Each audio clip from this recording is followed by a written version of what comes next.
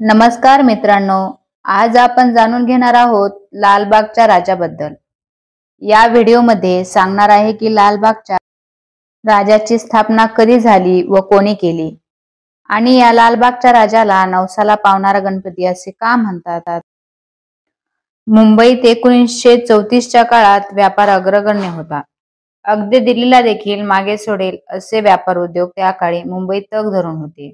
तसेच समुद्रकिनारा जवळ असल्याने ब्रिटिशांना व्यापारासाठी सागरी मार्ग उपलब्ध होता। हळूहळू मुंबई टेक्सटाईलचा बिझनेस मोठ्या प्रमाणात वाढू लागला। मुंबईच्या परळ भागात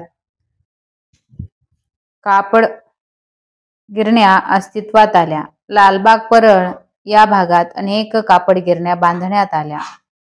यामुळे लोकांना रोजगार उपलब्ध झाला।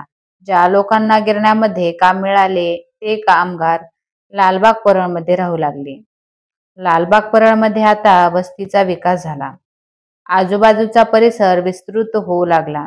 मुंबईचा देखील झपाट्याने विकास होऊ लागला। मात्र कापड गिरण्यांचा विकास पाहता कारखान्यासाठी जागा कमी पडू लागली।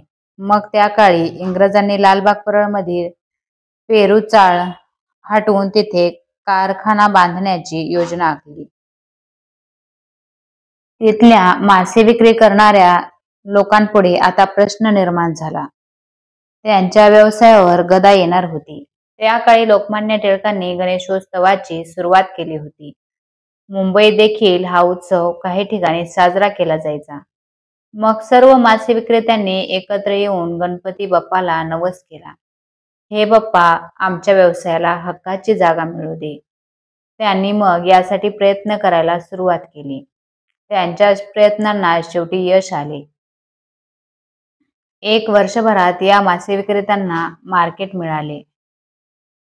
सन 1934 मध्ये लालबागच्या या मार्केटमध्ये सर्व मासे विक्रेत्यांनी गणपतीची मूर्ती आणून तिची गणेशोत्सवात स्थापना केली। या मूर्तीची पहिल्या वर्षातच नवसाला पावणारा गणपती अशी ओळख झाली।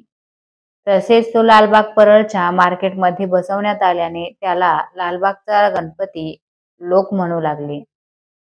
लालबागच्या लोकांच्या मनावर राज्य करणारा त्यांचा राजा म्हणजेच त्यांची ओळख लालबागचा राजा अशी कायमची झाली। हा गणपती नवसाला पावतो अशी मान्यता असल्याने आजही लोक लालबागच्या राजाच्या दर्शनासाठी अगदी कित्येक तास तहानभूक हरपून रांगेत उभे राहतात। आपल्या लाडक्या राजाचे क्षणिक दर्शन जरी मिळाले तरी भाविक आनंदी होतात। अशी आहे लालबागच्या राजाची कहाणी।